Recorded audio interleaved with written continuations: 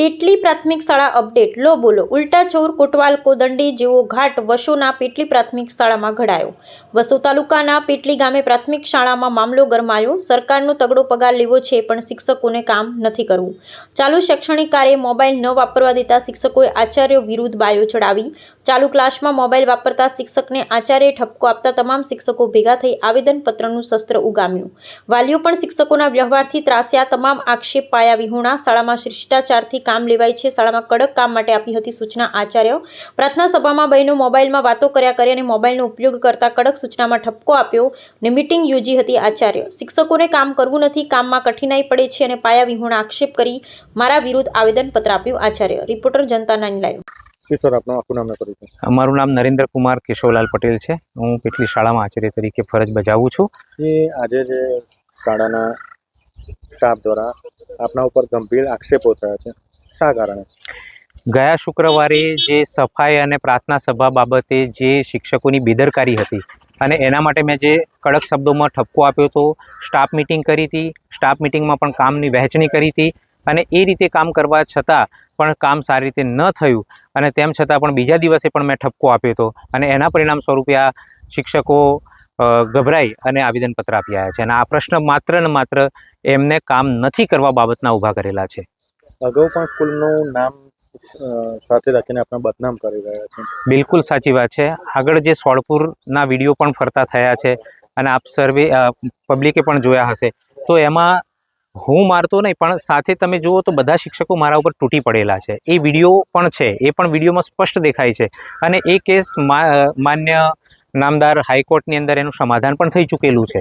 તો આ પ્રશ્નમાં જૂની શાળાનું કંઈ પણ લેવું મને યોગ્ય લાગતું નથી અને એ બાબતને ધ્યાન પણ ના લેવી જોઈએ। એ વિડીયો વાયરલ કરવાનું મુખ્ય લોકોનું શું કારણ લાગે છે તમને? મુખ્ય કારણ એ છે કે અગાઉ પણ આ આચાર્ય આ રીતે કરીને આવેલા છે એટલે ગામ લોકો આપણું સાંભળશે, વાલીઓ આપણું સાંભળશે, અધિકારીઓ આપણું સાંભળશે અને આચાર્ય જ ખોટા છે એવું ઠેરવવા માગે છે અને એટલા માટે વારંવાર આગળના કેસની વાતો કરે છે અને વિડીયો બતાવે છે। સાહેબ, પરીક્ષાનો સમય નજીક છે અને આજે શાળાના બહેનો દ્વારા બાળકોને પ્રવેશવા નતા દીધા, એમની મનમાની કરી હતી, શું કહેશો એ બાબતે? આ બાબત ખરેખર બહુ નિંદનીય છે કે બાળકોના શિક્ષણ માટે આપણે કામ કરવું જોઈએ, એની જગ્યાએ બાળકોને અને વાલીઓને ઉશ્કેરી અને 1 કલાક સુધી બાળકોને રોડ ઉપર ઊભા રાખ્યા આ શિક્ષકોએ ખરેખર ઉશ્કેરવાનું કામ કર્યું છે। એ ખરેખર યોગ્ય નથી અને પરીક્ષાનો સમય નજીક છે।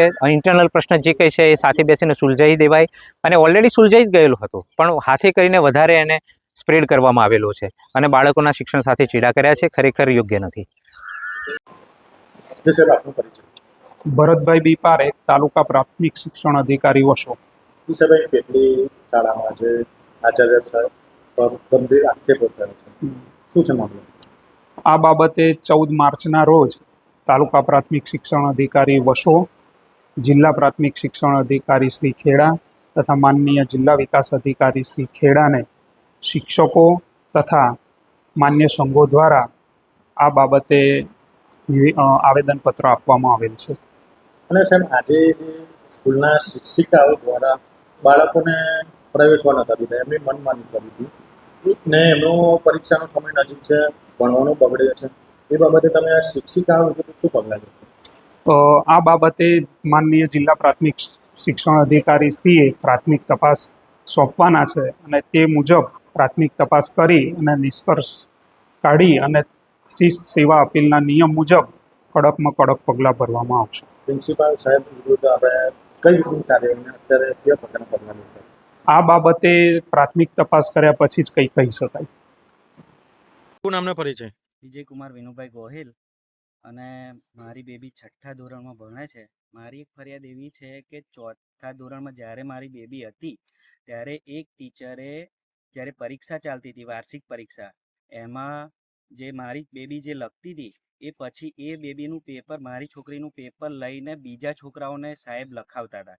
એની ફરિયાદ કરવા માટે હું પ્રિન્સિપાલ, ત્યારે આ નહોતા નરેન્દ્રભાઈ, બીજું કોઈ હતું, અભિષેક સર હતા, તો હું ફરિયાદ કરવા ગયેલો તો એ ટાઈમ એવું કહ્યું હતું ચાલો આપણે અંદર બેસશે, ચા પાણી કરીએ પછી વાત કરીએ, મેં ના પાડેલી। તો આ બધી લાલ્યાવાડી ચાલતી હતી, મોબાઈલ ચાલતો હતો, બધું જ ચાલતું હતું। હવે આ સાહેબ છેલ્લા 1 વર્ષથી આવ્યા છે, સ્ટ્રીક કર્યું છે, પ્રાર્થના બરોબર કરે છે, તો અત્યારે છોકરાઓને રોક્યા છે તો સ્કૂલ પડી ગઈ, તારે કેમ કોઈ નતા રોક્યા? તારે સ્વામિનારાયણ મંદિરમાં બેહાડતા હતા, વડનાથ મંદિરમાં બેહાડતા હતા, તારે કેમ કોઈ નહોતું કશું બોલતું? અત્યારે સાહેબ સારી રીતે સ્ટ્રીક છે, સારું ભણાવે છે.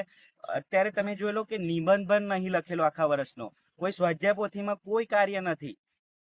આ સાહેબો પર જે પ્રિન્સિપલ સાહેબ પર આક્ષેપો થયા છે એ બધા ખોટા છે. સાહેબ સ્ટ્રીક છે એટલે બધા ખોટા છે, કારણ કે બધાને શું બેસી રહેવું છે, કશું કામ નથી કરવું. ગવર્મેન્ટ આટલો બધો પગાર આપે છે, બરોબર, તો એનું કામ પણ માગશે અને પ્રિન્સિપાલ પણ માગશે. પરિચય. નીરવભાઈ શંકરભાઈ પરમાર, મારા 2 છોકરા સ્કૂલમાં ભણે છે. આ સાહેબ એમની જગ્યાએ કમ્પ્લીટ જ છે. આજુબાજુના શિક્ષકોને એ મોબાઈલ આલતા નહીં. સવારમાં આવે એ ટાઈમમાં ફોન લઈ લે છે. શિક્ષક આ આચાર્ય એમની જગ્યાએ કમ્પ્લીટ જ છે. કેટલી ગામના ગમે તે એમને માનતા હોય, પણ આપણે આ શિક્ષક આપણા માટે કમ્પ્લીટ છે. છોકરા માટે શિક્ષિકાઓ છે એ બાળકો પ્રત્યે કેવું વર્તન કરે અને કેવી રીતે ભણાવે છે? એ એમને કોઈ નોલેજ જ નહીં આપતું. મેડમ કોઈ છોકરાને નોલેજ જ નહીં આપતું. આ સાહેબ જ એમની જાતે બધું એક્યુરેટ કરે છે. શિક્ષિકાઓ શું કરે છે આખો દિવસ? ફોન કોઈનો આવતો નહીં. આ આચાર્ય સાહેબનો ફોન આવે છે અમારામાં કે ભાઈ આજ મીટિંગ છે, કે આજે આ વસ્તુ છે, તમે આવજો એમ. વાલીન સાહેબ જાતે બોલાવે છે. શિક્ષકો ભણાવે છે ખરા બાળકોને? ભણાવે છે, પણ એમને એટલું નોલેજ આવતા નહીં. જે પ્રમાણે નોલેજ આવવું જોઈએ ને એ નોલેજ નહીં આવતા.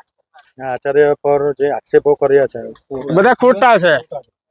કેટલી ગામમાં ગમે તેને જેણે કર્યા ને એ બધા ખોટા આક્ષેપો અમની ઉપર. અમે આ આખું ટોરું ઊભું છે એમના લીધે જ આવ્યું એવું ગણવાનું. કેટલી ગામના શિક્ષકને તમે 3 શિક્ષકને ભેગા કરો, કેટલી ગામનું આટલું પબ્લિક નહીં આવે.